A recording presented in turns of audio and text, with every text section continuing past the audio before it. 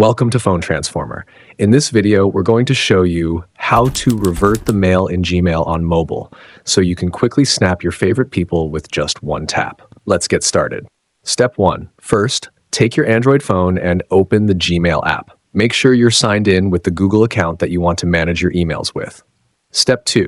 Now, let's say you're sending an email. Tap the Compose button at the bottom right corner of the screen. This opens a new email window where you can type the recipient's email address. Step 3. Next, enter a subject for your email. This helps the receiver understand what the email is about. After that, write your message in the body area just below the subject line. Step 4. Once everything looks good, tap the send icon, which is usually at the top right corner of the screen.